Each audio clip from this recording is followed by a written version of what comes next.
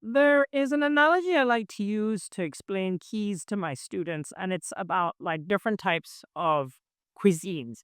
So if you think about different types of food, they all can have similar ingredients, but they'll be slightly different, and so you get a different dish. So let's give an example of an Indian, a Chinese, and a Malay dish. So imagine you have butter chicken, you have chili chicken, and you have rendang chicken, right? So you have three different dishes, and they all have this common ingredient of chicken.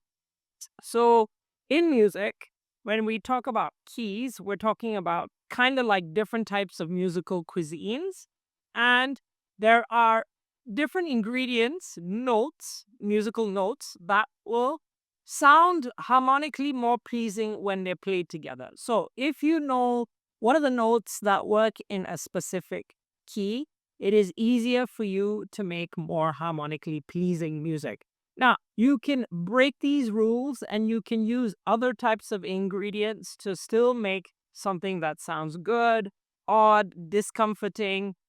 And so let's have a look at how we can understand the key of any song and how we can uh, break down and find out what are the notes or the ingredients that make up the key of a piece of music. It's just a framework, right? So keys is just a framework that got invented a long time ago. So a lot of musicians, when we talk about keys, we talk about we say let's play in the key of C, and then in the key of C you have seven notes that will work and sound harmonically pleasing in the key of C. So these are the seven notes, and you also have corresponding chords that can be assigned to each of the notes. And I'm going to explain the formula of how we try to find the notes that work in a key and the chords that work in a key. Okay, so let's think about the key of C. Now, remember when you were in school, you learned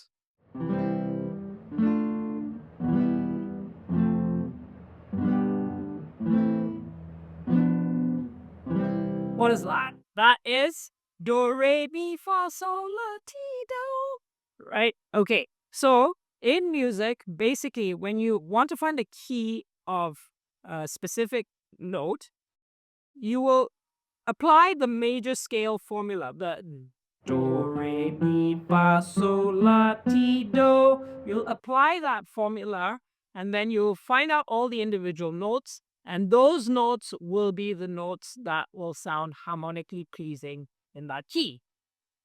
So let's have a look at the example of the key of C. Okay, so now there are basically two steps. Okay, so the first step is you find the seven notes by applying the major scale formula.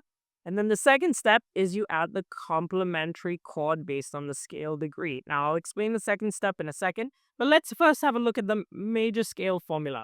Okay, so the major scale formula is 2, 2, 1, 2, 2, 2, 1. Okay, which is also known as whole, whole, half, whole, whole, whole, half. Whole means whole step, which is jump two notes, and half step means jump one note. Okay, so let's take the key of C. Now you can do this with any instrument. You can do this with a piano, a guitar, any instrument, and the formula works for all instruments. So let's take the first note, which is C. So we have a C here. Now our first step in the whole note in this major scale formula is to jump two.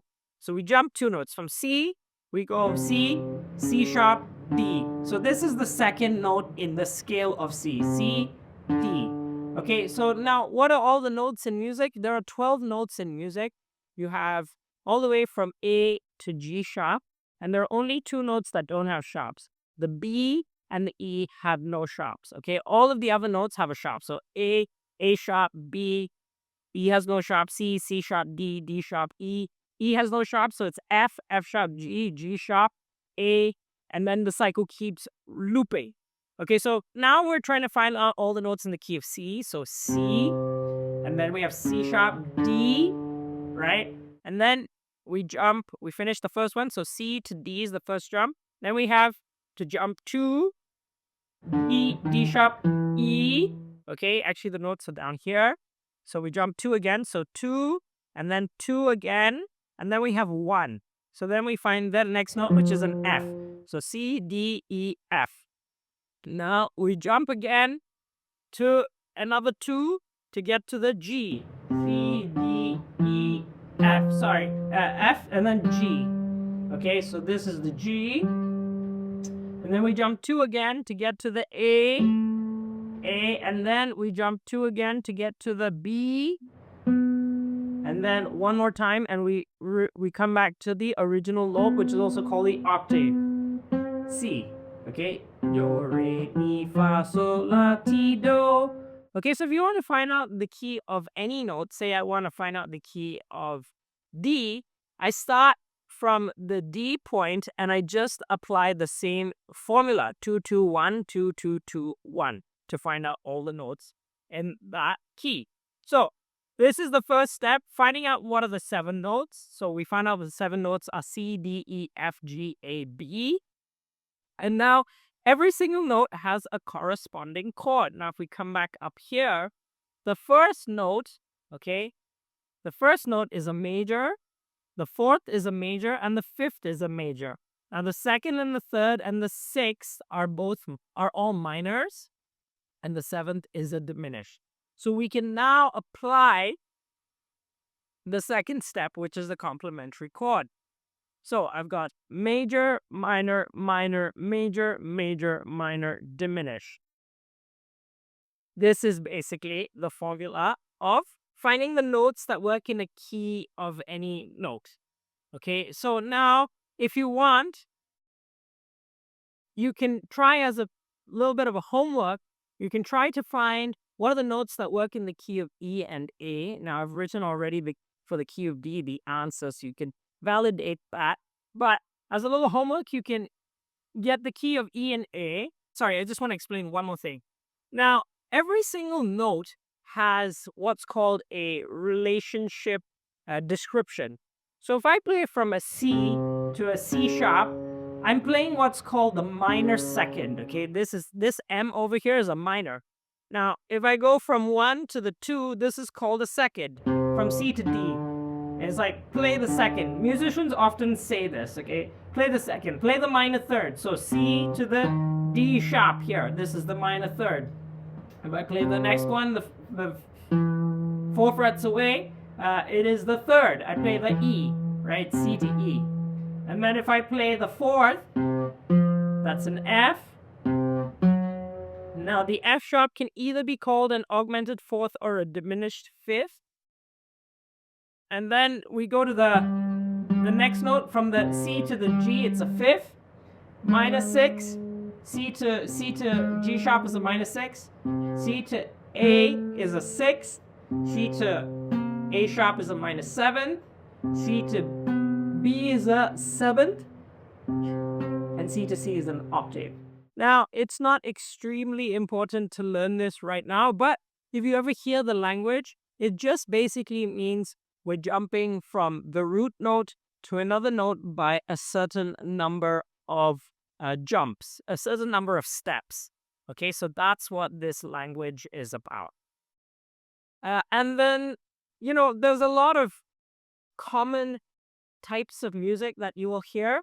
And if you apply these formulas, if you play, so let's take the first example, for example. We have a 1 4 5 4, okay? Now if I play that in the key of C, it's the 1 chord is a C chord. The 4 chord is a F major, and then the 5 chord is a G. So if I play that, it's right, that's a very common thing that we hear.